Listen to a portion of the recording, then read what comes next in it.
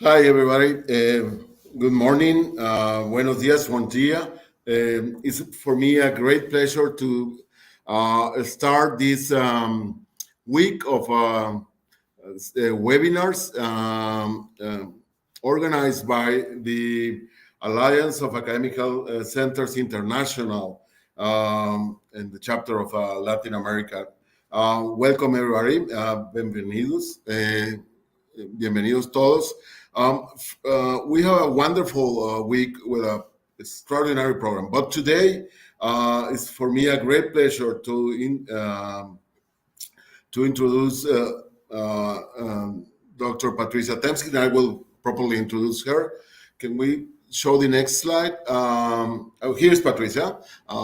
Welcome. A great pleasure. Let me start with some announcements for the first for the registration. You need to register to the meeting. Please take a moment to do that. And you also can follow. You can share these links for the following. But for the registration, thank you. Please take a shot on this, and particularly for our professors, in order to get the certificate of attendance, you need to complete 80% of assistance during the week. So you can only miss half of the webinars. No, we will send it to you electronically, and we will also share it at the before the question and answer session. In order to, if somebody gets later, don't worry, we will have time to that you can register. Okay, we can move next, please. And I think I have one. Although everybody knows Dr. Patricia Tempski, she's very famous, particularly down of the Rio Grande River to the south. Well, she coordinates the Medica, this wonderful center, the Medical Education Development Center on University of Sao Paulo. She's a well-renowned professor with a lot of experience and publication around medical education field. For us, really, it's a pleasure to have her here with us and just sector. But also, let me tell you something. We will have a surprise. I will allow Patricia to give us. She has a surprise for us, a wonderful surprise. I'm very happy on that, but I will not say more on that. And well, let me don't consume more time of Patricia, because we want to hear her talking about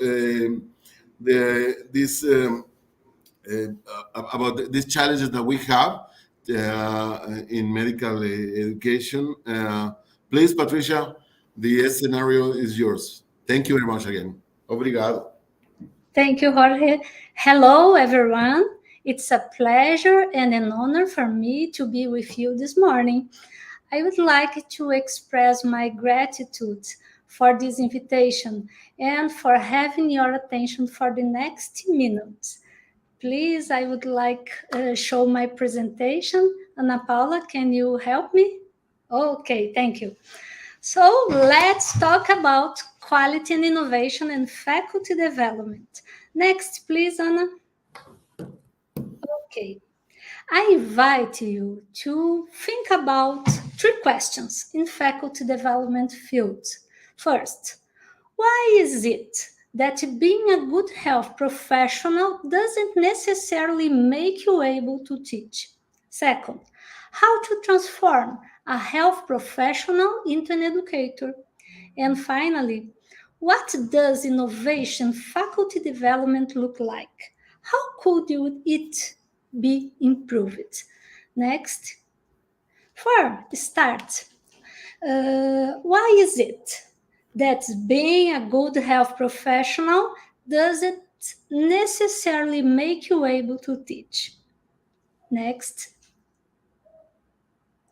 because a good professional is not always a good teacher. Sorry, guys, this is the truth.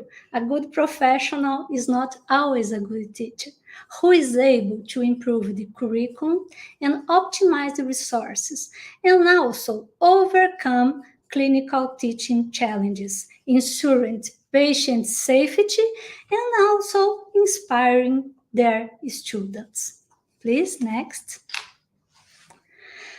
Accreditation agency around the world and the World Federation for Medical Education consider the impact of faculty development in the effectiveness of medical training. It's something that I can confirm since I have been working in the Brazilian Agency of Accreditation of Medical Schools. And really, we believe that the health professional that society needs and wants depend on the quality of their training, and it depends on the faculty development. So, you know that sometimes we need something that we don't need, and sometimes we need something that we avoid. It's especially when it comes to healthcare, and in this case, faculty development. Please, Paula, the next one. This contest leads us to the next questions. How to transform a health professional into an educator? Next. Yes, I don't know you, but for us in Brazil, more often than not, it's very common we go to bed as a resident and wake up as a teacher. Today, we have in Brazil almost 400 medical schools with 40,000 new vacancies per year. And actually, we really need a huge amount of faculty, especially in primary care. So the problem is that these new teachers or this faculty, they are not often aware of their necessity to develop pedagogical and management competence before start to teach.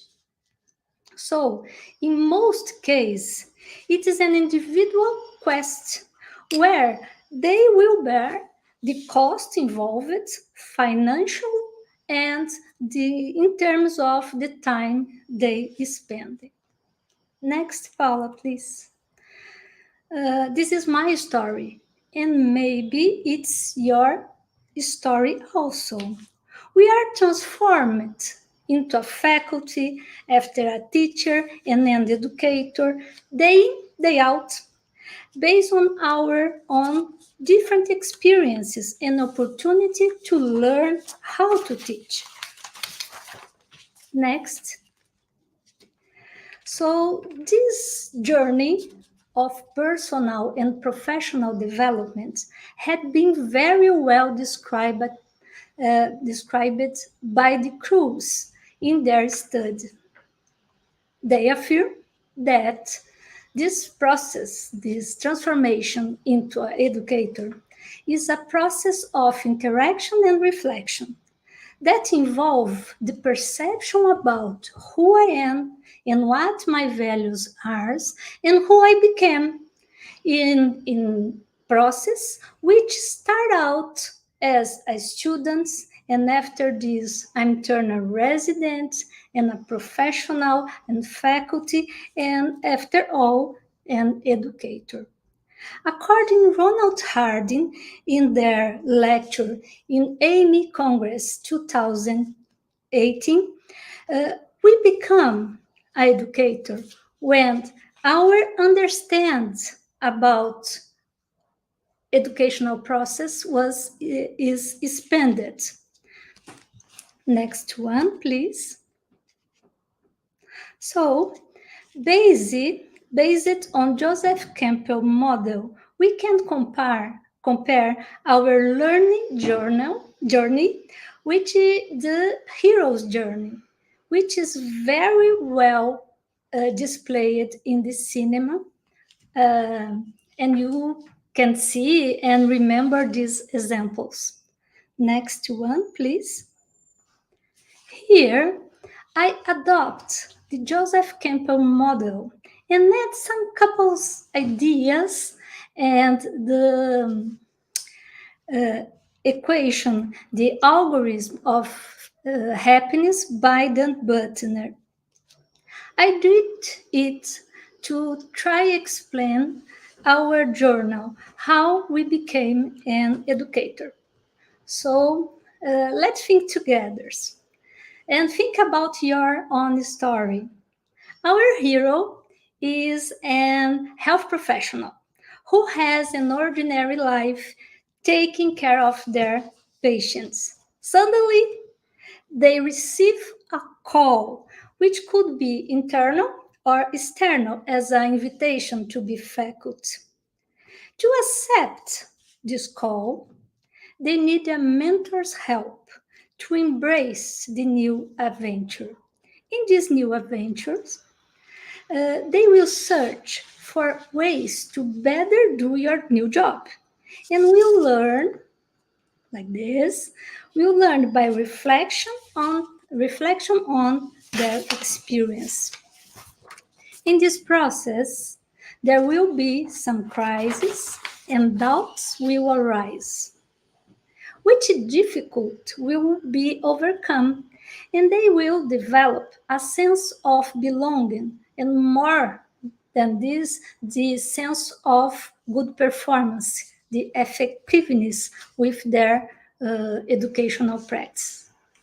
They will gradually form a new identity, which is parallel to the health professional identity, namely the educator identity.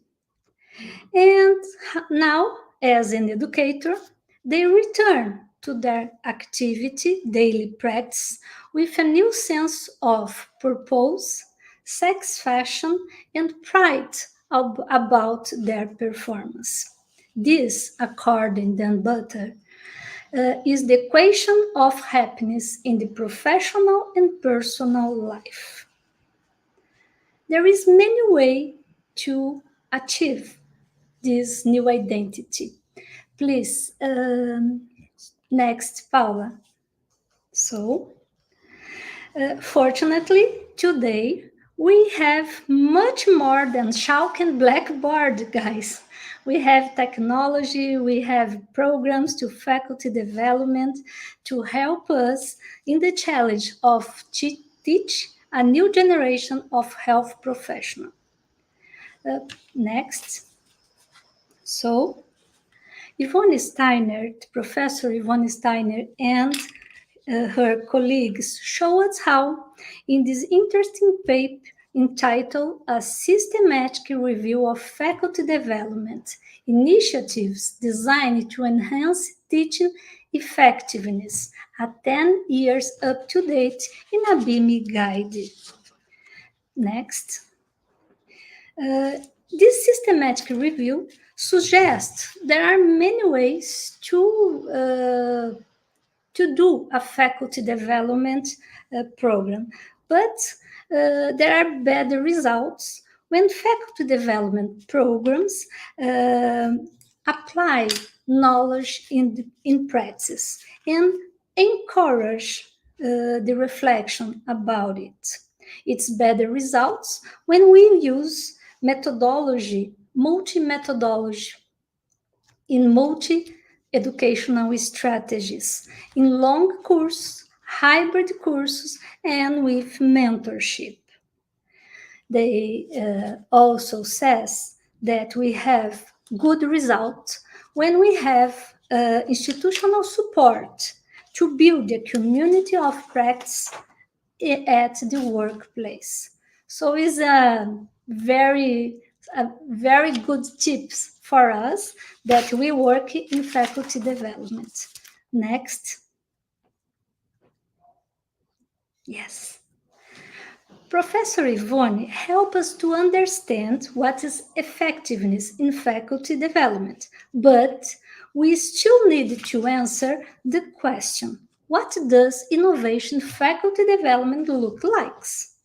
Please, next.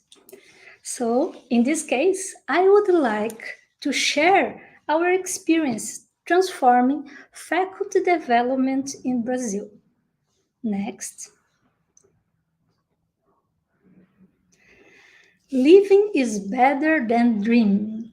I wanted to tell you about everything that happened to me.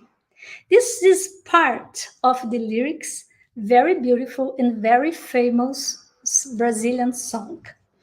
I'm not a singer, but I also wanted to tell you about everything that happened to me and everything that I learned, I and my team and I, that we learned in a decade of faculty development. We had more than 38 programs certifying 6,000 health professionals as educators. Please, the next. Some examples for you. My team and I have developed different programs formats aimed both to health professionals and to professors from different fields of academic knowledge. These courses have been held at my university, but also in school all over the country in Brazil. Some of them have been part of national programs implemented by the Brazilian Minister of Health. For me, the program that best summarizes is our specialization course. Please, next one. This is our specialization course in health education. The course is held in the School of Medicine of University of São Paulo. And in this course, we summarize all we experience and reflect in terms of innovation in faculty development. We have more than 500 hours, 18 different educational strategies, and in 5th edition, we certified 520 teachers. Next one, please. Yes. We have designed a multi-method program, including art and philosophy. It is a long and hybrid course based on competence, evidence, and collaborative learnings. Participants develop research projects. They use technology and innovation to solve real problems in a community of practice through a process of design thinking. This is our school. It's a very traditional school. Jorge knows this place. This is our entrance. And this is their symbols of the history of medicine in Brazil. So for us, it's a challenge to mix this tradition with innovation in our courses. Next one, please. So this group of courses and some other activities, initiatives leads us to receive the international recognition from AME, the International Association of Health Professional Education, which offered us in 2022 the award Aspire in Faculty Development. This is the sixth around the world and the first in Latin America. It has been a search of great pride and joy for us, but also a great responsibility, because we became a model for other similar centers of faculty development in Brazil. And now we are helping them to improve their process. Next one, please.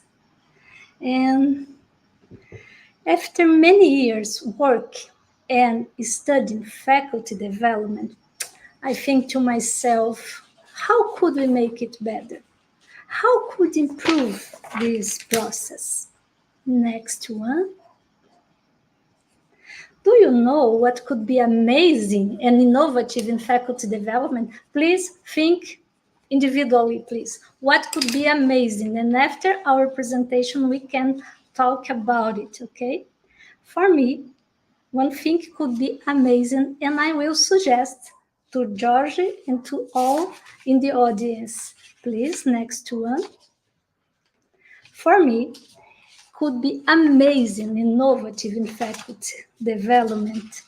What if in the near future we create together a collaborative faculty development program using technology, how like this one, to overcome our geographic and linguistic boundary. You know, I speak Portuguese. I try hard speaking English with you, and I can try speak Portuñol. I don't know if you know this language, the mix of Portuguese and Spanish, but we can try do it together.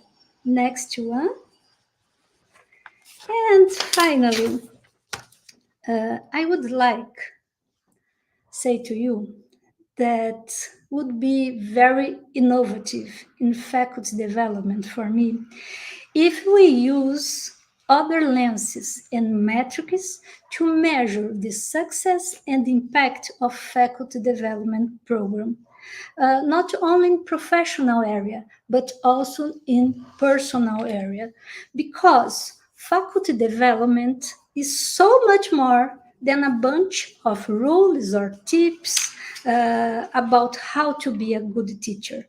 It's also involve significant personal development. It's a kind of soft skill, but however, is very hard to develop. So next one, take this home message. This is my home message. I believe that innovation is more in the way we think about the educational process than in the use of any technology. Next.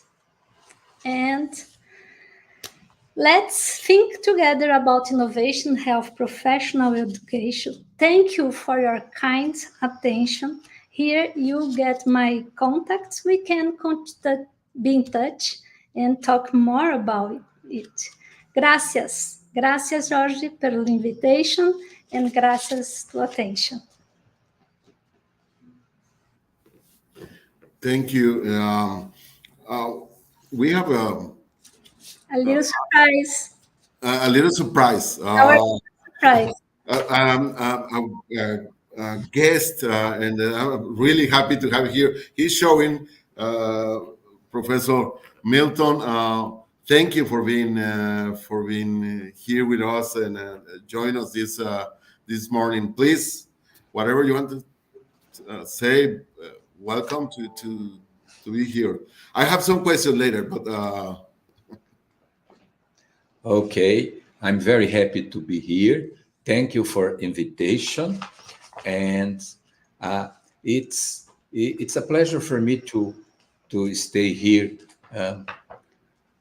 listening to Patricia and learning a lot about faculty development. But I think it's better first to listen to hear the questions of Jorge. Yes, and I have please, people who is following us in Facebook and YouTube, please in the comments let us know I'm following over there. So any question that you may have, please let me know. But I have some question in this faculty in development and having the both of you with a lot of experience. Let me start, and we were discussing this in the I think it was Friday night. I was discussing this with my president of the Academy of National Academy of Medical Education here in Mexico. Should we have a different pathway because the skills are different? If we talk about the professional development of a faculty that works in the, I would say, basic science or fundamental science in medical program or any other health science program, besides the ones who work in the clinical. And we were moving the discussion if it's different the set of skills that we need to train undergraduate medical degree and postgraduate, like medical residencies. What do you think about that? What can you suggest to us? Pursue. Yes, I think we should start what a basic statement. An excellent cardiologist, health professional, or basic scientist is not always an excellent teacher, because knowledge and attitudes that are needed for a teacher are not the same as needed for the care of patients. And these competencies are not the same needed for a basic scientist also. So a pedagogical training is important for everybody who wants to teach medical students. However, some of the competencies are different to be a clinical teacher or a basic teacher, basic science teacher. But most of them are the same, to learn about active methods of teaching and learning, new ways of assessment, planning of course, defining educational objectives. Almost everything is the same, although there are some things that are different. It's easier to do clinical supervision than to teach by basic science, I believe, because medical students want to see patients. They want to be physicians. So for us that are clinicians, sometimes is easier.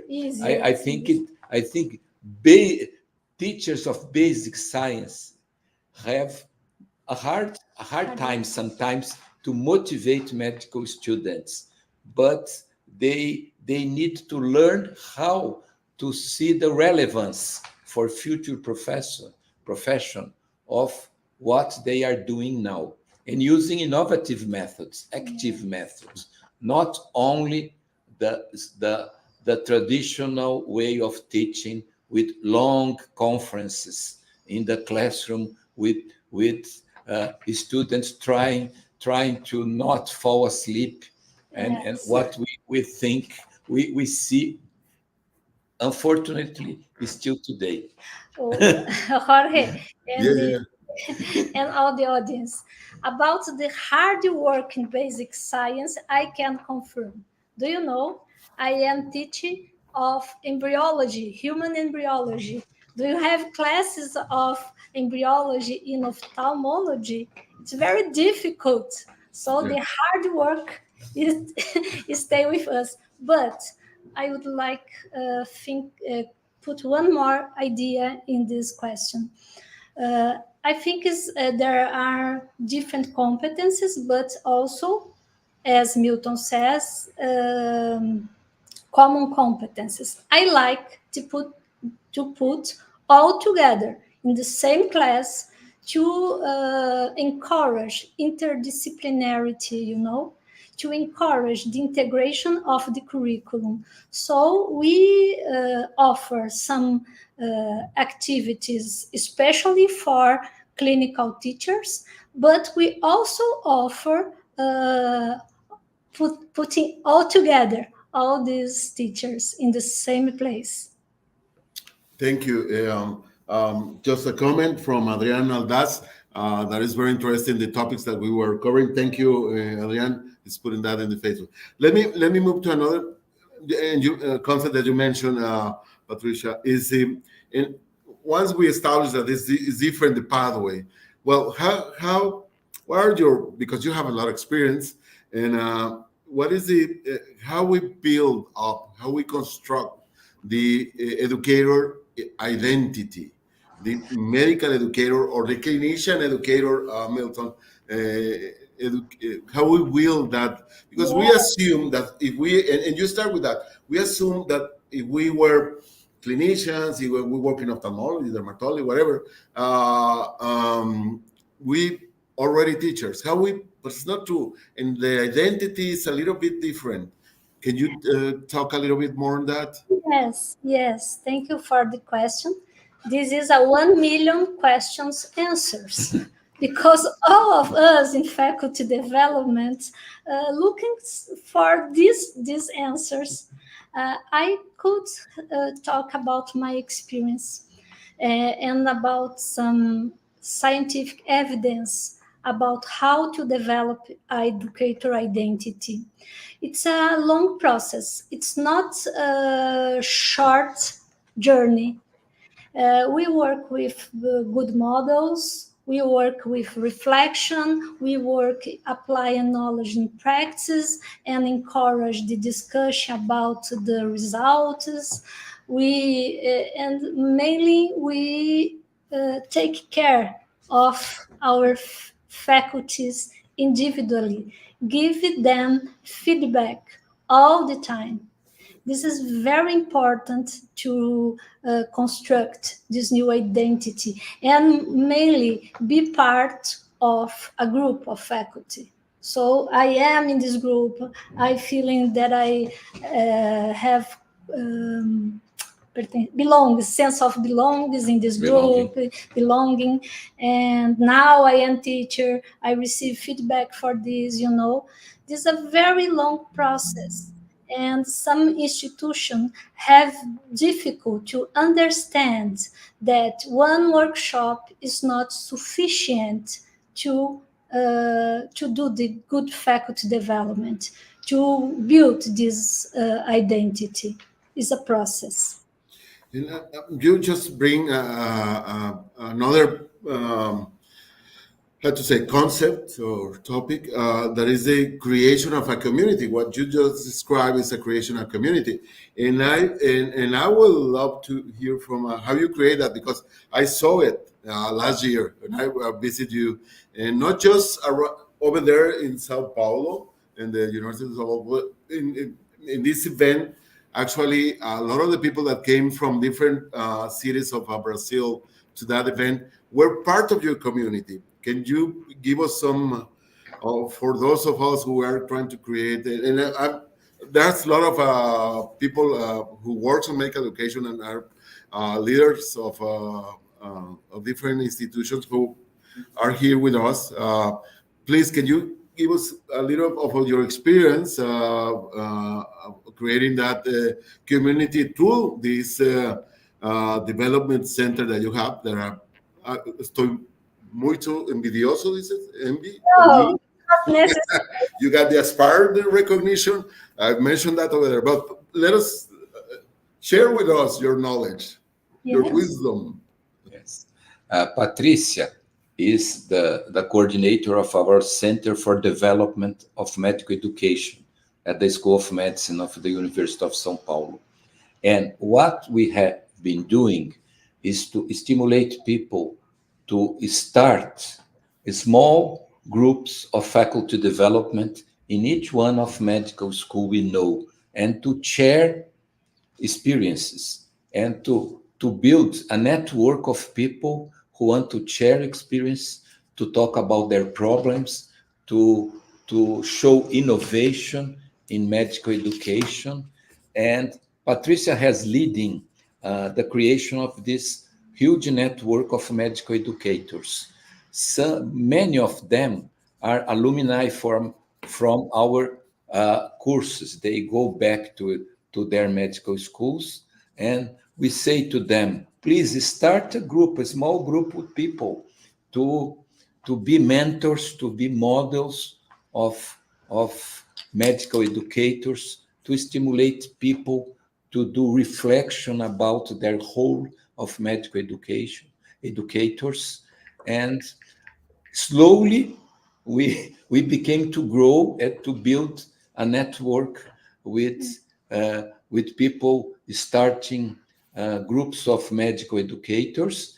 And we are now stimulating people to do also research in medical education, because it's a good idea for faculty of medical schools that stimulate research. Our medical schools have teaching and also research. And if you are a teacher of some clinical or basic science, how don't you develop a research project connecting everything, teaching, reflection, and research in medical education? This is what we have been doing with some success and many challenges. Yes. But Jorge, I think the main message is start it. Start and take care of the first followers, the first followers. Give them the idea that the educational field is near to them.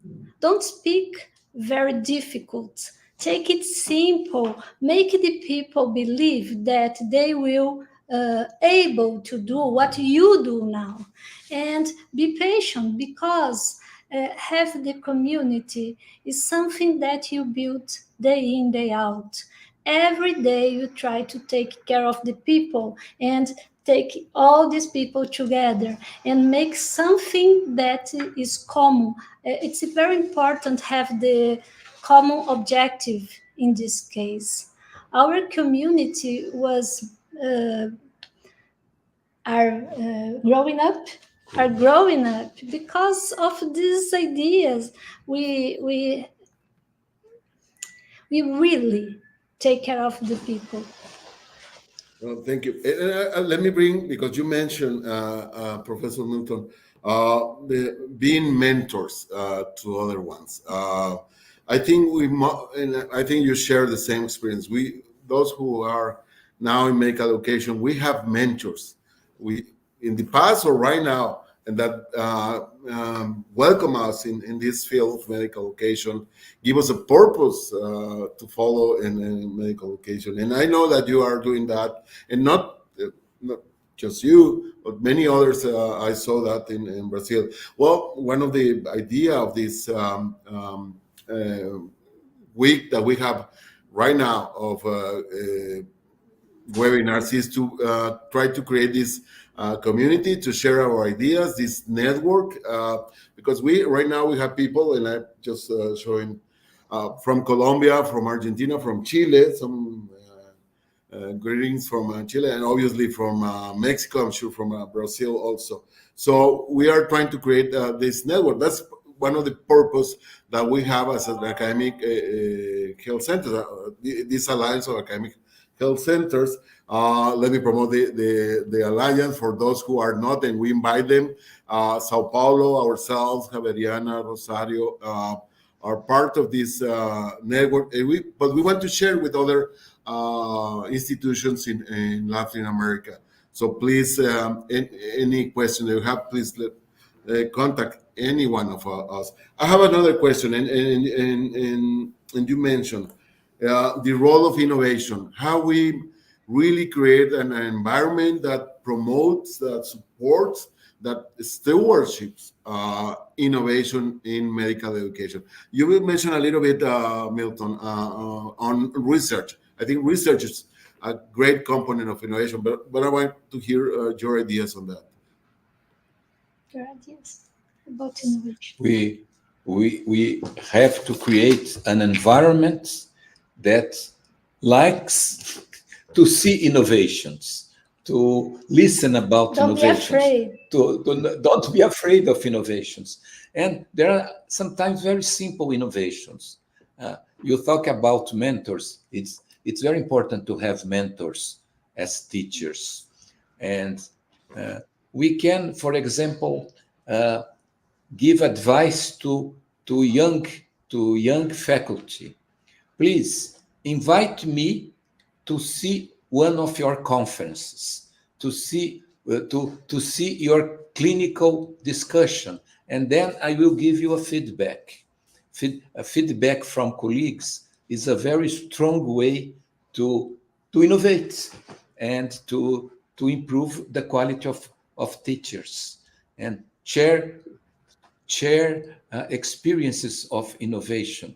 In our specialization course, we stimulate people to develop programs of innovation in their medical schools, and then to report, to share the results with us. Jorge, we have two slogans about it. Slogan one, take it simple. If you take it hard, the people will be afraid to use the technology. Take it simple. The second one, less is more. Don't try teach everything only one time. So choose one innovation, put it to happen, teach the people next month another one, and take it simple. This is our advice. Well, we are getting close to the end of this webinar. So, any last take-home message you want to send to the audience? Patricia, Milton?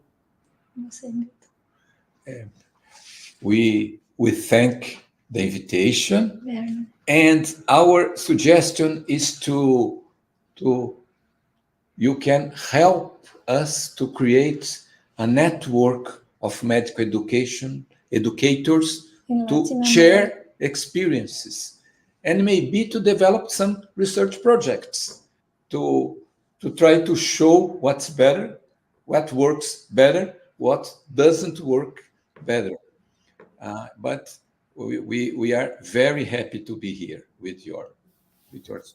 Thank you. Patricia, something else? No, only say thank you. And you are very welcome to continue to discuss medical education and faculty development. For me, it will be amazing if we can do it together. Thank you so much. No. Our pleasure, my pleasure. I want to thank you both, Patricia and Milton, especially for being here to start this new experience. That is, I call it a webinar cluster. One webinar every day for different partners of the Alliance of Academic Health Centers International. Thank you for all the support of the Sao Paulo University. Because being there with you has been a wonderful experience to know around. And hope, let me, if for the audience, because we have a lot of leaders, as I will take the words of Milton, let's create this network, let's share, let's visit each other, try to be in the events of others, because with this knowledge of each other, we create this community with this purpose of train better health professionals to create a better society. And really our communities in Latin America, we really need to have good health professionals outside, because the demands of health in our communities are pretty much the same. We need to work on that. Muito obrigado. Muchas gracias. Thank you very much. And also I want to thank the support of the office, Chris and Rio of the Alliance for Academic Health Centers to let us have these webinars, and also the team who's behind the scenes, Veronica, all the people surrounding, and Paulo, who is in charge of the production right now. Thank you very, very much. We wait you tomorrow, same channel, same hour, as I used to say in Mexican TV, la misma hora, el mismo canal, with Mildred Lopez, our expert. Mildred also has working a lot on professional development, continuous professional development, is my co-editor. Let me make another commercial of the Mexican Journal of Medical Education. I'm chief editor, and with Mildred. Welcome any paper that you want to send us. taking advantage that Milton mentioned research. We are open for any suggestions. So thank you very much. See you tomorrow, everybody. Thank you for being here. People from YouTube, people in Facebook. Thank you very much. Have a nice day and a nice week. Gracias.